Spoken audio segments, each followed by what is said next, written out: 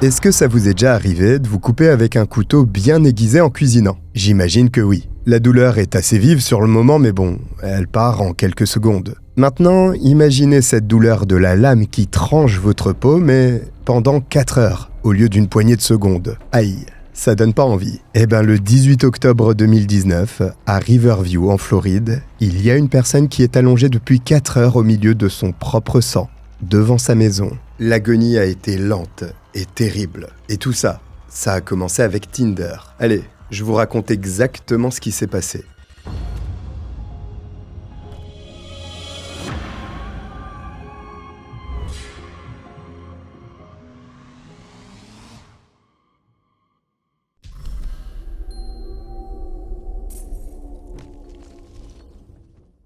Salut, c'est le Cogiteur, bienvenue pour cette nouvelle affaire criminelle où on va parler réseaux sociaux mais surtout délire complet. Comme d'habitude on fait ça vite mais en description il y a le lien pour rejoindre le podcast sur Spotify et puis surtout si vous n'êtes pas encore abonné n'hésitez pas parce que c'est un petit geste qui aide beaucoup. Merci. Il y a des décisions qui transforment une vie. Déménager et changer complètement de décor, poser sa démission pour se reconvertir professionnellement, ou encore quitter quelqu'un. Ou prendre un chat. J'en ai adopté un et celui qui m'a mis en CDI de serviteur. Vous l'avez compris, ces décisions importantes peuvent donner l'impression qu'on va repartir de zéro et peut-être évoluer pour devenir une meilleure version de nous-mêmes. Melissa Rose Turner est l'une de celles qui a décidé d'opérer l'un de ces changements radicaux. Née le 25 novembre 1992 en Caroline du Nord, elle lutte durant toute son enfance contre l'obésité, à cause de laquelle elle subit un harcèlement scolaire continu. À la fin de ses études, Melissa obtient un diplôme d'associé en commerce et décide de tout mettre en œuvre pour perdre du poids. En l'espace de quelques années, elle se déleste de plus de 45 kilos.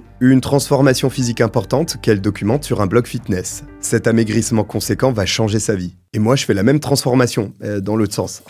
Melissa commence par se lancer dans le cosplay, l'art de se déguiser en personnage de fiction. Elle participe à des compétitions et son audience grandit, entraînant avec elle toujours plus de détermination à réussir. En 2013, Melissa quitte Pittsburgh, ville où elle réside, pour aller s'installer en Floride. C'est à ce moment-là qu'elle franchit une autre étape, à savoir créer un second blog, où elle publie cette fois du contenu pour adultes. Melissa diffuse aussi des shows en direct via webcam. C'est une camgirl comme on dit. Tout ça avant de rejoindre la plateforme OnlyFans, où elle poste des vidéos à caractère sexuel, mêlant cosplay et actes explicites. Peu à peu, ses abonnés se multiplient. Et ses revenus se font confortables. Les proches de Melissa remarquent un changement dans sa personnalité à mesure que son activité se développe. Plus elle a de succès, plus elle devient instable. Et son besoin d'argent est presque obsessionnel, sans fin. Elle n'a plus l'air de penser qu'à trouver un moyen d'en gagner toujours plus. Melissa a aussi tendance à faire des crises de colère imprévisibles. Selon l'un de ses ex, c'est clair qu'elle a changé. Et si au début c'était une bonne chose, surtout pour sa santé, devenir populaire a aussi transformé son état d'esprit de manière péjorative. De l'autre côté du pays, dans le Massachusetts, un dénommé Matthew Trussler essaie lui aussi de faire bouger les choses. Né le 11 janvier 1994 à Hopkinton, il est décrit par ses proches comme le gars le plus drôle et travailleur qui soit. Celui qui met tout le monde de bonne humeur. Seulement, Matthew a un problème de taille, sa consommation d'alcool. Il boit trop. Et ça non plus, ça n'échappe à personne. En 2015, à l'âge de 21 ans, il quitte le Massachusetts pour suivre son frère Sean, en Floride. Il espère pouvoir prendre un nouveau départ au soleil, et c'est qu'un boulot l'attend dans l'entreprise de Sean, Elite Foam, qui installe de la mousse isolante dans les maisons. En avril 2017, soit 2 ans après son déménagement, Matthew crée un profil sur Tinder. Il a 23 ans. Melissa en a 24 et ils matchent. Leur relation progresse assez vite. 1 an et demi après leur rencontre, en décembre 2018, ils achètent une maison ensemble à Riverview, dans le quartier résidentiel de Boyett Farms. Une belle propriété située au 9800 White Barn Way qui compte 4 chambres et même une piscine. Le 11 janvier 2019, Matthew célèbre son 25e anniversaire et publie sur Facebook « 25 ans plus tard, j'ai un prix hypothécaire, un chiot, 4 chats et une copine merveilleuse. Je suis un homme heureux. » À l'automne 2019, Matthew demande Melissa en mariage. Et elle accepte. Des fiançailles qui auraient dû être une heureuse nouvelle. Sauf que tous les proches du jeune homme ne voient pas sa relation d'un bon œil. Notamment Sean, qui commence à avoir de sérieux doutes concernant Melissa. Il trouve qu'elle isole Matthew du reste du monde et qu'elle est contrôlante. D'ailleurs, les 2 frères finissent par se disputer à cause de ça. Résultat, ils arrêtent de travailler ensemble et même de se voir. Ce que Sean ignore à ce moment-là, c'est que Matthew est aussi devenu le partenaire de Melissa professionnellement parlant. Et oui, il prend part au tournage de ses vidéos sexuellement explicites, ce qui contribue à accroître sa consommation d'alcool. Par chance, Matthew n'est pas violent quand il est ivre. C'est à souligner sur cette chaîne. Par contre, ça met constamment sa compagne en rogne. Sean et sa fiancée, eux, se posent des questions. Melissa cherchait-elle vraiment l'amour sur Tinder ? Ou juste un partenaire qui puisse l'aider à produire plus de contenu pour adultes ? Elle n'est pas du genre à faire quoi que ce soit sans avoir effectué beaucoup de recherches au préalable. Et Matthew avait tous les bons atouts. Le style, le corps, tout ça. Le jeudi 17 octobre 2019, le couple se lève et décide de sortir faire des courses. Ils vont d'abord chez Home Depot, puis chez Publix, un supermarché local. De retour chez eux, ils déjeunent tranquillement. C'est une journée normale, et rien ne sort de l'ordinaire. Y compris quand, dans la soirée, Matthew commence à boire à l'excès. Melissa le fait aussi. Mais lui atteint un niveau d'alcoolémie qui frôle près de 5 fois la limite légale en Floride. La nuit tombe sur le quartier résidentiel de Riverview. Les voisins dorment et les rues sont calmes. Jusqu'au 18 octobre 2019, jour où un véritable drame fait tout basculer. Ce jour-là, à 8h45, une opératrice du 911 du comté d'Hillsborough reçoit un appel de détresse émanant de Riverview. À l'autre bout du fil, une voix féminine, paniquée et bouleversée, celle de Melissa, maintenant âgée de 26 ans. Elle explique qu'elle a trouvé son fiancé, Matthew, inanimé sur le patio derrière leur maison. Melissa dit qu'elle ne sait pas ce qui s'est passé. Elle précise qu'ils ont beaucoup bu la nuit dernière, qu'ils se sont couchés ivres et que ce matin, quand elle s'est réveillée, elle a trouvé la cuisine en chantier. Il y avait du sang un peu partout dans la pièce et Matthew était là, dehors, dans une mare de sang. Melissa dit avoir essayé de lui faire du bouche à bouche et de le ranimer, mais que rien n'a fonctionné. Une situation pour le moins inquiétante, qui pousse l'opératrice à envoyer la police et des secours sur place, dans l'instant. Les premiers intervenants y arrivent rapidement. Et quand ils entrent dans la propriété, ils trouvent Matthew allongé face contre terre sur le patio, près de la piscine. Son corps est rigide, froid au toucher, et le sang a séché autour de lui. Tout le monde comprend immédiatement que Matthew est mort depuis plusieurs heures et qu'il n'y a plus rien à faire pour lui. Les ambulanciers constatent le décès dans leur rapport. Melissa est présente. Elle est couverte de sang séché. Elle en a sur les mains, sur les vêtements et sur le visage. Elle est en pleurs, semble bouleversée et choquée. Tandis que les alentours sont sécurisés, le corps de Matthew est examiné de manière plus scrupuleuse. Il a plusieurs blessures graves. Une blessure défensive sur l'avant-bras droit, une large lacération au niveau du biceps droit et une plus petite à la poitrine, une coupure sur l'épaule droite et une profonde plaie dans le dos, cohérente avec un coup de couteau. Matthew a en réalité saigné à mort après que sa veine céphalique ait été perforée par une incision au bras. Melissa est également blessée. Elle a une grande coupure sur la main, dont elle explique la présence en disant qu'elle s'est coupée en ramassant du verre cassé plus tôt dans la matinée. Les enquêteurs lui demandent si elle veut bien venir au poste pour répondre à quelques questions. Melissa accepte. Elle veut aider, comprendre ce qui s'est passé, et signe volontiers un formulaire autorisant les policiers à fouiller la maison. Elle est ensuite emmenée au bureau du shérif du comté de Hillsborough pour être interrogée. Quelques heures seulement après avoir appelé le 911, elle est assise face aux enquêteurs, toujours couverte de sang séché. Et ce qu'elle va dire aux officiers va les laisser pour le moins perplexes. Les enquêteurs commencent par lui poser des questions générales, du genre « ça paye bien OnlyFans ?» Bah quoi, c'est la crise, hein. Bon, Melissa leur raconte sa version des faits, notamment qu'elle ne se rappelle pas ce qui s'est passé, parce qu'elle avait bu, et qu'elle a trouvé Matthew mort à l'extérieur de la maison à son réveil, vers 8-9 heures du matin. Elle précise que dès qu'elle a vu qu'elle ne parvenait pas à le ranimer, elle a immédiatement appelé les secours. Les enquêteurs prennent des notes. Ils sont polis, patients et la laissent parler. Mais tandis qu'elle est interrogée au commissariat, d'autres membres de l'équipe d'investigation travaillent sur le terrain, et l'un d'eux est sur le point de faire une découverte cruciale. Et oui, un enquêteur fait le tour du quartier à la recherche de témoins potentiels, de caméras de vidéosurveillance, n'importe quoi qui pourrait aider à reconstituer le déroulé des faits. Ainsi, il marche dans les rues résidentielles de Boyette Farms, frappe aux portes et parle aux voisins en espérant obtenir des renseignements. C'est un quartier calme, dans lequel les maisons sont espacées, donc la plupart n'ont rien vu ou entendu. Mais en remontant la rue, le policier remarque quelque chose. Sur le garage d'une maison voisine, il y a une caméra de surveillance. Une caméra orientée dans la direction de la demeure de Melissa et Matthew. L'enquêteur s'approche de la maison, sonne à la porte et demande à celui qui y réside s'il peut consulter les enregistrements de cette caméra. Le voisin accepte, et le détective commence à visionner les images. La caméra ne filme pas directement l'intérieur de la propriété de Melissa et Matthew. Elle est trop loin pour ça. Sauf qu'elle enregistre l'audio. Et ce qu'elle a capté est dévastateur. L'enquêteur lance la lecture des enregistrements de la nuit du 17 au 18 octobre. Pendant des heures, il n'y a que le silence de la banlieue. Sinon, des bruits normaux, tels que des voitures qui passent ou des chiens qui aboient au loin. Puis, vers 4 heures du matin, quelque chose change. L'officier entend des bruits, des choses qui se brisent et s'écrasent. Il monte alors le son, se concentre, et là il entend des voix. Une voix d'homme, difficile à distinguer, plutôt étouffée, et une voix de femme, qui est au contraire très forte, pour pas dire qu'on entend de la colère dedans. Le policier continue d'écouter, et parvient à entendre des phrases très claires. « Lève-toi maintenant, lève-toi, lève-toi, je te déteste, alors crève putain !» Puis il y a des bruits de coups, à nouveau de la casse et une violente dispute suivie d'un « Qu'est-ce que j'ai fait ?» Cette information est immédiatement partagée avec les autres enquêteurs restés au commissariat. Et après avoir pris connaissance de ces informations, ils ont un gros problème. Melissa vient tout juste de leur dire qu'elle ne se souvient de rien. Mais la caméra raconte une toute autre histoire. Les enquêteurs retournent donc dans la salle d'interrogatoire pour la confronter à ce qu'ils viennent d'apprendre. Ils lui font écouter l'enregistrement audio. Melissa entend les cris, les insultes et la violence dans cette voix qui semble être la sienne. Elle répond qu'elle n'a aucun souvenir d'une quelconque dispute. Mais les enquêteurs insistent et lui repassent l'audio. Ils lui demandent si c'est sa voix. Après ça, Melissa commence à changer de version. Ah oui, maintenant elle se souvient. Il y a bien eu une dispute. Matthew l'a réveillée vers 4 heures du matin, encore saoul. Et le fait qu'il l'ait sorti de son sommeil l'a mise en colère. Ils se sont engueulés à cause de ça.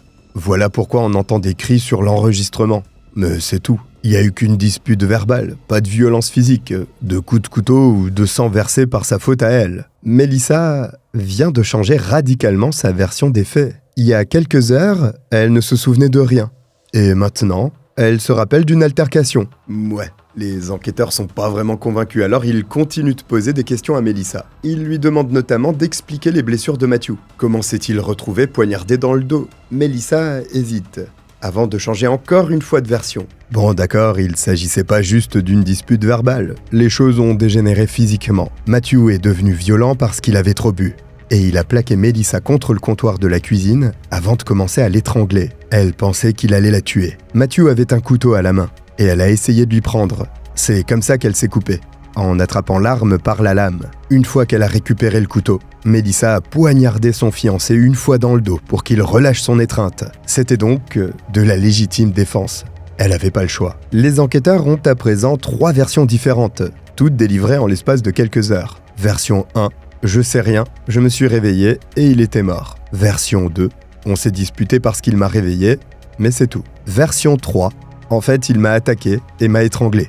Du coup, j'ai dû me défendre. Laquelle est la vraie dans le tas ? S'il y en a une de réelle, parce que les enquêteurs commencent à accumuler les preuves qui contredisent la dernière version, qui était pourtant jusque-là la plus plausible. Tandis que Melissa est interrogée, d'autres découvertes sont faites. Le 9 décembre 2019, un mandat de perquisition est exécuté sur son téléphone portable. Les enquêteurs découvrent par ce biais qu'elle et Matthew avaient une caméra de surveillance à capteur de mouvement à l'intérieur de leur maison. Une caméra qui s'est déclenchée plusieurs fois durant la nuit des faits. Sur les images, on peut voir Matthew marcher calmement dans la maison. Il n'a pas d'arme visible et se déplace normalement, sans agressivité apparente. Par contre, derrière lui, il y a Melissa.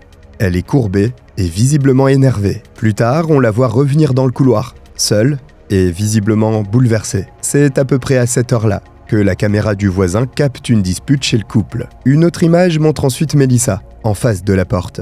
Elle regarde dans le vide et semble parler toute seule. On peut déjà voir une trace rouge sur sa main, du sang. La fameuse coupure qu'elle s'est faite. À ce moment-là, Matthew est encore vivant. Ce n'est qu'à 5h11 du matin qu'il passe par une fenêtre en poussant la moustiquaire pour sortir du côté de la zone de la piscine avant de s'écrouler dehors. Melissa aurait pu appeler un voisin à l'aide ou composer le 911 à ce moment-là, mais elle ne l'a pas fait. Elle semble être retournée dans son bureau et s'être endormie. Les blessures de Matthew contredisent elles aussi sa version. Il a une blessure défensive sur l'avant-bras droit, donc il a levé les bras pour se protéger. Il a plusieurs coupures et lacérations indiquant qu'il a été poignardé plusieurs fois. pas une seule comme Mélissa le prétend. Sur la bande audio de la caméra du voisin, c'est une voix de femme qui crie des insultes, pas qui appelle à l'aide. Et puis, il y a la montre connectée de Matthew. Ces données montrent que plusieurs heures se sont écoulées entre le moment où il a été blessé et le moment où son cœur s'est arrêté. De longues heures, pendant lesquelles personne n'a appelé les secours. Et puis, il y a cette phrase que Mélissa a prononcée durant l'interrogatoire. Une phrase qui résume tout. Quand les enquêteurs lui demandent pourquoi elle n'a pas appelé les secours plus tôt, elle répond « Si ça avait été un accident, alors j'aurais appelé le 911 et je l'aurais pas juste laissé mourir. » Elle l'admet elle-même, ne pas appeler les secours, c'était le laisser mourir. Et c'est exactement ce qu'elle a fait. Le jour même de cet interrogatoire, le 18 octobre 2019, soit quelques heures seulement après avoir passé son appel au 911, Mélissa Turner est arrêtée. Elle est inculpée de meurtre au second degré avec arme. Et si elle est reconnue coupable, elle risque la prison à perpétuité. Mélissa est emmenée à la prison du comté de Hillsborough, niant toujours avoir fait quoi que ce soit de mal. Elle maintient qu'elle s'est juste défendue, parce que Matthew était violent, qu'il l'a attaqué et qu'elle n'avait pas le choix. En octobre 2019, les procureurs déposent une requête pour que Mélissa n'ait pas le droit à un avocat commis d'office. Leur argument, elle gagne assez d'argent grâce à son activité dans l'industrie pour adultes pour se payer son propre avocat. Mélissa est finalement libérée sous caution en attendant son procès. Et les procureurs lui proposent un accord, plaider coupable en échange d'une peine de 25 ans de prison, et donc éviter la perpétuité. Sauf que ça intéresse pas la jeune femme, qui refuse, et leur fait une contre-proposition. Elle acceptera contre 5 ans de prison. Sans réelle surprise, les procureurs refusent catégoriquement. Mélissa décide alors de jouer le tout pour le tout et d'aller au procès. Elle compte tenter de convaincre un jury qu'elle est la victime, et que tout ce qu'elle a fait, c'était pour sauver sa propre vie. Son procès est prévu pour 2020, mais évidemment, la pandémie mondiale retarde les procédures. Pendant ce temps, Mélissa vit sa vie en liberté sous caution. Les mois passent, puis les années, 2020, 2021, et enfin, en février 2022, soit plus de 2 ans après la mort de Matthew, le procès de Mélissa Turner commence.